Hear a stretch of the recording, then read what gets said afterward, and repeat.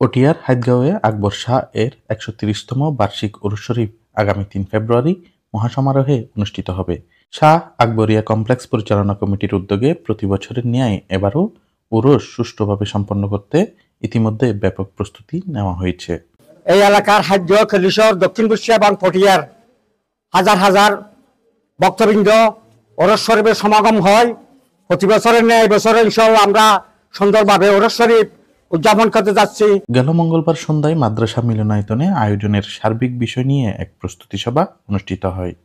এই উরস পাককে কেন্দ্র করে আমরা শাহ আকবরিয়া কমপ্লেক্সের পক্ষ থেকে উরুস পাকের দিন পবিত্র খতমে কোরআন, খতমে মজমুআয়ে সালাওয়াত রাসূল এবং খতমে গৌসিয়া শরীফের মাধ্যমে আমাদের এখানে যে আসাতাজা ইকরামগণ আছে তাদের উপস্থিতিতে প্রায় আমাদের হেফজখানা, এতিমখানা এবং আমাদের একাডেমিতে প্রায় ৫০০ মতো স্টুডেন্টদের এইখানে থাকা খাওয়ার ব্যবস্থা হয় এবং তাদের সমন্বয়ে আমরা উরসে পাকের এই খতমাতগুলো আদায় করে থাকি।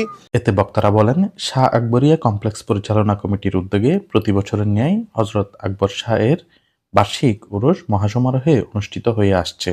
মাদ্রাসা ও এতিমখানার প্রতিষ্ঠাতা এবং দরবারের খাদেম হযরত কাজী ফয়েজ আহমদ শাহ এর দুই পুত্র কাজী শওকত উসমান ও কাজী ফয়জুল আকবর রোকনের তত্ত্বাবধানে সার্বিক বিষয় দেখভাল করা হয় উরুসে। এই দরবার মাদ্রাসা প্রতিষ্ঠা করেছেন হযরত কাজী ফয়েজ আহমদ শাহ এবং এই মাদ্রাসায় ২০ জন শিক্ষক কর্মচারী রয়েছেন, প্রায় ৫০০ জন শিক্ষার্থী রয়েছেন। তাদের ৩ বেলা খাবার এই মাদ্রাসায় হয়ে থাকে এবং ১৬০ জন এতিম ছাত্রছাত্রী রয়েছে, হেফজখানা রয়েছে। সবার ৩ বেলা খাবার মাদ্রাসার দরবার থেকে ব্যবস্থা করা হয়।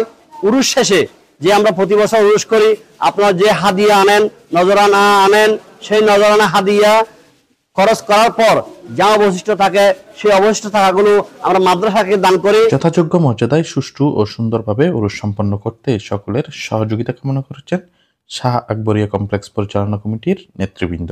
পটিয়া উপজেলাতে যারা প্রশাসন, বিভিন্ন ধরনের যারা প্রশাসন আছে, এদেরকে আমরা প্রতি বছর আমাদেরকে সহযোগিতা করে।